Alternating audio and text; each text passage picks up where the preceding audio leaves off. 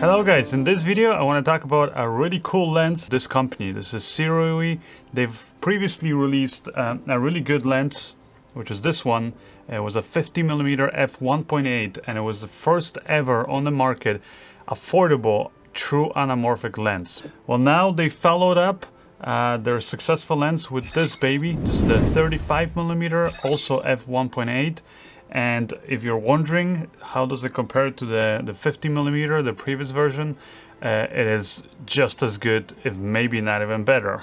I would say maybe even slightly better than the 50mm version, even though this was already really good. What I mean by that is that the flares are there if you really point it at, like a really strong light source, but they're a little bit kind of, I would say, more organic looking, and especially when you have the lens off to the side a little bit from the main light source, and you just have the kind of the light kind of hitting the front of the lens at an angle, you're gonna get these nice little glows and these kind of blooming effects within this lens. So personally, I think that looks really nice, looks very cinematic, very organic. And again, if you're going to compare this to any other standard anamorphic lens on the market, these lenses are tiny. So really, if you want to get into anamorphics, you're not going to find anything else out there that's this small and in this light. Now, actually, this whole video you're watching right now is also shot on the 35mm f1.8 anamorphic lens from SIRUI, and that's because I have it mounted there on my Packet 4K camera. And that one, of course, is a Micro Four Thirds version.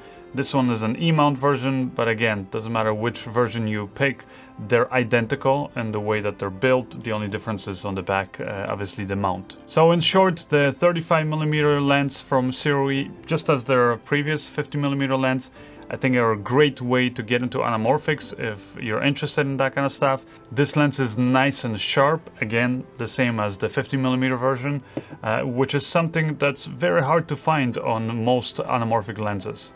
It creates a nice clean image, even though at the same time it also gives you slightly more organic looking flares, and also flares that I think are a little bit more subtle than maybe the 50mm version.